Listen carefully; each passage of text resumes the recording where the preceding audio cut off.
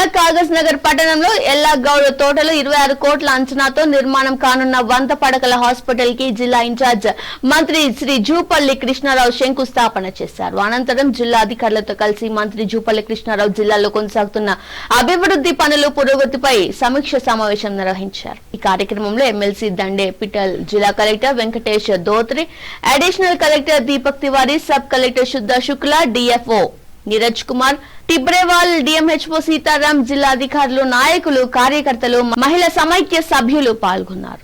రైతాంగానికి మేలు చేస్తూనే అదే విధంగా సేకరించిన సన్న వడ్లని ధాన్యంగా పట్టించి తిరిగి ప్రతి ఒక్కరింటికి కూడా సన్న బియ్యంగా నెలకు 6 కిలోలు కూడా పంపిణీ చేయడం జరుగుతూ ఉన్నది. ఈనాడు హైదరాబాద్లో అగర్భ శ్రీమంతుల పిల్లలు ఏ సన్న బియ్యం అయితే తింటున్నారో ఆ కాగజ్ నగర్ పట్టణంలో ఉన్న మనందరం కూడా అదే తింటున్నాం. ఇన్ని ఆ కార్యక్రమాలు ముఖ్యంగా మీ అందరి ఆలోచనలకి అనుగుణంగా చేస్తున్న ప్రభుత్వం రాబోయే రోజుల్లో తప్పనిసరిగా ఈ మున్సిపాలిటీని అభివృద్ధి చేస్తామని చెప్పి సందర్భంగా మీ అందరికీ కూడా తెలియజేసుకుంటా ఉన్నాను. అదేవిధంగా అనేక మంది మాజీ జిల్లా పరిషత్ చైర్మన్లు, మున్సిపల్ చైర్మన్లు, జెడ్పీటీసీలు, ఎంపీపీలు, నూతనంగా ఎన్నికైన సర్పంచులు కూడా ఈరోజు ఇక్కడికి రావడం జరిగింది. ఈ పట్టణ ప్రాంత సమస్యలే కాకుండా మరి ఈ రోజున మనకి గ్రామాలు ఏమయ్యా రేవంత్ రెడ్డి, ఏం చేస్తున్నావు నువ్వు?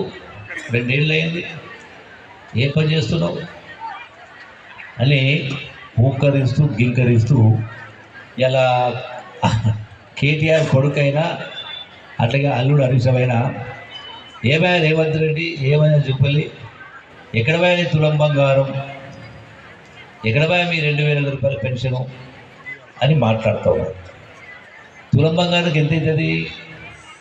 మొత్తం కళ్యాణ లక్ష్మి, షాదీ మబ్బారు కలిపి రాష్ట్రం ఖర్చు పెడుతున్నది సంవత్సరానికి 4,000 కోట్ల రూపాయలు.